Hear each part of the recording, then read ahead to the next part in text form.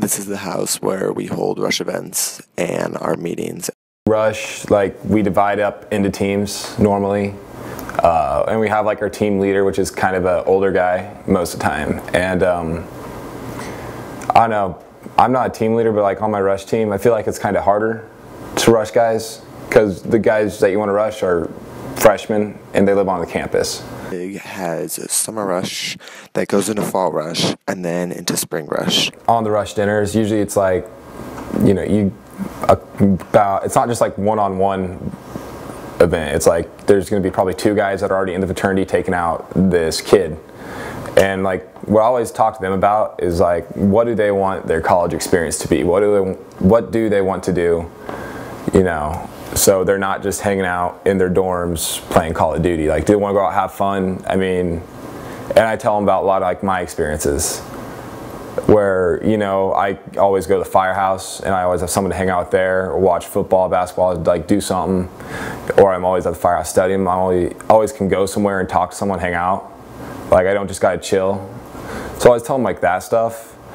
Then I also tell them about like, I don't know, just the people in the fraternity, why I wanted to become a part of it. This is last year's composite, and all the newer guys are at the very bottom, and it goes by alphabetical order and by how long you have been in the fraternity. I'm part of the Rush committee for the Kappa Sigma fraternity, and what that involves is essentially selling our fraternity to potential Rushies and trying to convince them that we're more than just a bunch of guys hanging out, that we're a brotherhood, and that it's not just a social thing. There's a lot more to fraternities, and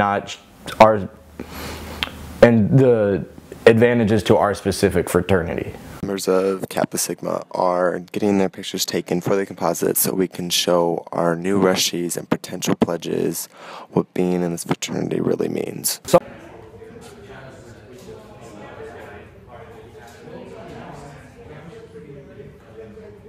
Summer Rush and Fall Rush are tied together, with Summer Rush starting at the beginning of May when school lets out, start of June when incoming freshmen, they fill out an online application and they're contacted by the houses that are interested in them. Fall Rush ends for Kappa Sigma at the end of August, beginning of September, when the Rushies who have signed their bids, they will be pledged in. A couple weeks after the pledges have been initiated, which is in, September. They've been pledged in September and they were initiated in November. Spring Rush opens up, which it's rushing for the spring semester. It opens beginning of December. There's the winter break, which is a break for everybody. There's still some rushing going on, but it's a lot more, less involved because everybody's back home. And then Spring Rush starts back up when everybody gets back to school in January, and then it ends at the end of January. My specific job, it's more of a minor job, but for me specifically, I take attendance at the Rush events.